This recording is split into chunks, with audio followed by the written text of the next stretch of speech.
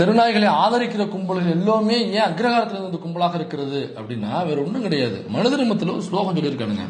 அதாவது ஒரு பாப்பான் ஒரு மாதமாக தொடர்ந்து சூத்திரர்கள் உண்கிற உணவை உண்டால் அவன் மறுபிறவியில் நாயாக பிறப்பான், அதுவும் தெருநாயாக பிறப்பான் என்று மனு தர்மம் சொல்கிறது.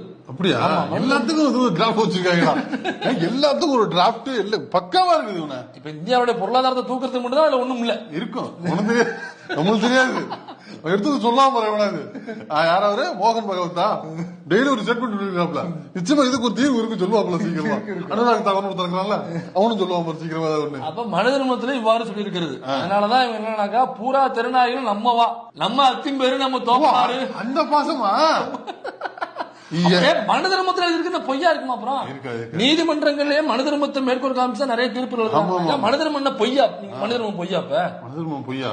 பொய்யாது இல்ல இல்ல, உண்மைதானே. அப்ப எழுதிருக்கிறது உண்மைதானப்பா. இப்ப போன ஜென்மத்துல தொடர்ந்து நாம சாப்பிடுற சாப்பாடு என்ன சாப்பாடு?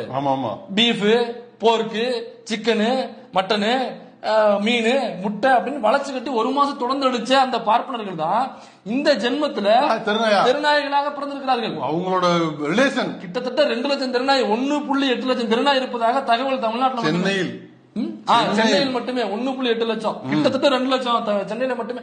அப்ப சென்னை இவ்வளவு வாய்ப்புகள், இவ்வளவு நம்பரான இருப்பாங்க. மக்கள் தொகையில கூட இவ்வளவு இல்லையாப்பா, இவ்வளவு தானே இருக்காது இல்ல. அப்ப இவ்வளவு பேரும் பூரா பாப்பா என்ன பண்றாங்கன்னா, நம்மள நீங்க இப்ப இருங்க இந்து மதம், அது சொந்த மதம், பொந்து மதம் சொல்லிட்டு இவனுங்க பூந்துகிட்டு அடிச்சிருக்கானுங்க. கதவை சாத்திக்கிட்டு பீஃபையும் போர்க்கையும் சிக்கனையும் மட்டும் வாங்கி அடிச்சிருக்கேன். அதனாலதான் இந்த ஜென்மத்துல பூரா பயிலும் நாயா பிறந்திருக்கான். நாம சொல்லல, மனு தர்மம் சொல்றது. நீ பாட்டுங்க இப்ப தெருநாயெல்லாம் முன்னாள் பார்ப்பனர்கள் சொல்லிட்டு மனு தர்மத்துல இருக்கு. மனு தர்மம் தான் சொல்ற. இப்ப நம்மளுமே தெரிஞ்ச என்னத்துக்கு ஆகுறது? அதனாலதான் அவங்க அவ்வளவு அக்கறை எடுத்துக்கிறாங்க. நம்மளுடைய தோப்பனரா தான் இருக்கும், நம்மளோட டச் பண்ணிடக்கூடாது, அவங்களை பத்திரமா பாதுகாத்துக்கணும், அவங்களுக்கு ஒரு புல்லட் வாங்கி கொடுக்கவும், அவங்களுக்கு ஏசி ரூம் போட்டு கொடுக்கவும், அவர்களை தொந்தரவு செய்ய வேண்டாம், அவர்களுக்கு விரும்பிய உணவை வைக்கவும் அப்படின்னு இவங்க ஈஸ்வலா. சரி, இப்ப மார்கழி மாசத்துல போற நாய்கள் வெளியில ஒரு மாதிரி டீப்பா போதும் அதுக்கு கூட